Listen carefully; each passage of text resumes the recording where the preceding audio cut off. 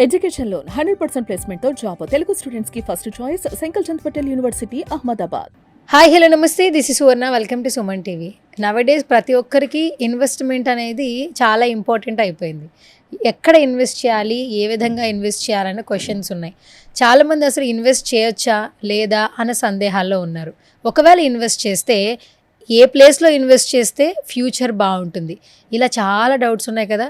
ఒక పక్కేమో real estate రంగం పడిపోయింది అంటున్నారు, మరో పక్కేమో రియల్టర్లు రియల్ ఎస్టేట్లో చాలామంది ఇన్వెస్ట్మెంట్ చేస్తున్నారు అంటున్నారు. బేసిక్గా ఎన్ఆర్ఎస్ ఎక్కువగా ఇంట్రెస్ట్ చూపిస్తూ ఉంటారు.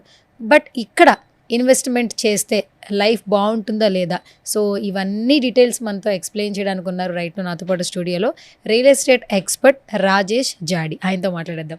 హాయ్ రాజేష్ గారు, నమస్కారం. Yeah, good to see you once again. Thank you. మా అందరికీ చాలా చాలా డౌట్లు ఉన్నాయి. నిజంగానే అందరికీ ఇన్వెస్ట్మెంట్ కావాలి, అందరికీ ఫ్యూచర్ బాగుండాలి. బట్ ఇన్వెస్ట్మెంట్ యొక్క ఇంపార్టెన్స్, ఆ అవేర్నెస్ చాలా తక్కువ మందికే తెలుసు అని చెప్పొచ్చు. ఒక రియల్ ఎస్టేట్ ఎన్నో సంవత్సరాల నుంచి ఇందులో ఉంటూ, అంటే ఇందులో కన్సల్టెంట్గా ఉంటూ, అలాగే సజెషన్స్ ఇస్తూ ఎంతోమందికి సజెషన్స్ ఇచ్చారు. సో ఈ రియల్ ఎస్టేట్లో ఇన్వెస్ట్మెంట్ చేయాలా లేదా అని ఎంతోమందికి సందేహాలు ఉన్నాయి. ఫస్ట్ ఇన్వెస్ట్మెంట్ మీద మీ అభిప్రాయం ఏంటి? ఇన్వెస్ట్మెంట్ అనేది మస్ట్ ఎవరికైనా, ఎందుకంటే కేవలం మనం ఎర్న్ చేస్తూ ఉంటే అది ఇన్వెస్ట్మెంట్ కింద కన్వర్ట్ అవ్వకపోతే మనీ అనేది ఫ్యూచర్కి మనకు కావాల్సినప్పుడు ఆర్ వెల్త్ జనరేషన్ అనేది జరగదు. సో అసెట్ బిల్డింగ్ అనేది జరగాలి. అసెట్ బిల్డింగ్కి ముందు ఏంటంటే మనం పెట్టే ఇన్వెస్ట్మెంట్ అనేది అది లయబిలిటీ లేకపోతే ఇన్వెస్ట్మెంట్ కింద కన్వర్ట్ అవుతుందా అనేది ఎనాలిసిస్ చేసుకోవాలి. ఆ వెల్త్ క్రియేషన్ అనేది చాలా ఇంపార్టెంట్. సో చాలామంది మనం రెగ్యులర్గా చూస్తే ఎంత మనీ సంపాదిస్తున్నాం అని ఆలోచిస్తున్నారు తప్ప ఎంత మనీ ఇన్వెస్ట్ చేస్తున్నాం అనేది ఆలోచించరు. అంటే కొంతమంది ఎలా, మనం ఓల్డ్ జనరేషన్ వైజ్ చూసుకుంటే మనం సేవింగ్ చేయాలి అంటాం. ఊరికే సేవింగ్ చేయడం వల్ల ఆ సేవింగ్ ఉన్న మనీ ఇన్ఫ్లేషన్ మనకు పెరుగుతూ ఉంది రోజు రోజుకి. ఆ సేవింగ్ తగ్గుతూ ఉంటుంది తప్ప పెరగదు. దాన్ని వెల్త్గా క్రియేట్ చేసుకోవడానికి ఇన్వెస్ట్మెంట్ కింద కన్వర్ట్ చేసుకుంటే అది మనకు అసెట్ బిల్డింగ్ అనేది ఫార్మేషన్ అవుతుంది అన్నట్టు. అలా కాకుండా మనం జస్ట్ బ్యాంక్లో పెట్టాము, సో రేట్ ఆఫ్ ఇంట్రెస్ట్ చాలా తక్కువ ఉంటుంది. అండ్ సేమ్ టైం రియల్ ఎస్టేటే ఎందుకు అన్న పాయింట్ వచ్చినప్పుడు పాపులేషన్ వరల్డ్ వైడ్ చూసుకుంటే, not only India, any country ఎక్కడ చూసుకున్నా పాపులేషన్ అనేది పెరిగింది చాలా వరకు. ఫ్యూ కంట్రీస్ మాత్రమే వాళ్ళ పాపులేషన్ డిక్రీజ్ అయిపోయి ఈవెన్ వాళ్ళు వేరే కంట్రీస్ వాళ్ళని ఆఫర్ చేస్తున్నారు. కానీ కమింగ్ టు అవర్ ఇండియా, మన పాపులేషన్ 20 years బ్యాక్కి ఇప్పటికీ చాలా తేడా ఉంది. ఈవెన్ మనం చైనాని అధిగమించి ఇప్పుడు నెంబర్ 1 పొజిషన్కి వచ్చాం. మరి అదే చైనాకి ఇండియాకి కంపేర్ చేసుకున్నప్పుడు చైనా జియోగ్రఫికల్గా వాళ్ళ ల్యాండ్ బేస్ చాలా ఎక్కువ, అంత పాపులేషన్ ఉన్న. కానీ ఇండియాలో ల్యాండ్ బేస్ చాలా తక్కువ. అండ్ కంపారేటివ్లీ ఇంతకుముందు ల్యాండ్ అనేది ఇండియాలో ఇండిపెండెంట్ హౌసెస్ ఎక్కువ ఉండేవి. ఇప్పుడు ఏమైపోయింది, అంతా ఫ్లోర్స్ లాగా పెరిగిపోయాయి. ఇప్పుడు హైదరాబాద్లో 50 floors అంటే కామన్, ఒక న్యూ వెంచర్ స్టార్ట్ అయింది అనుకుంటాం.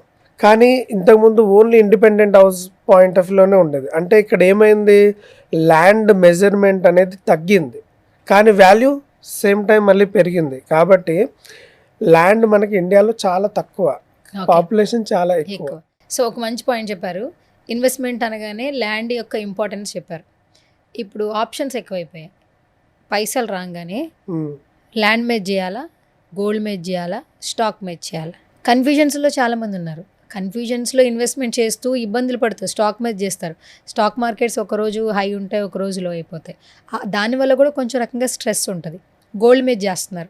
గోల్డ్ మీద చేసిన తర్వాత అది సెక్యూర్గా మన దగ్గర ఉంటుందో మళ్ళీ లాకర్లో పెట్టుకోవాలి. బట్ ల్యాండ్ మీద చేయాలనుంది. ఎక్కడ చేయాలి, ఎక్కడ ల్యాండ్ కొంటే బాగుంటుంది? హైడ్రా ఇష్యూ వచ్చిన తర్వాత భయపడిపోతున్నారు అందరూ కూడా.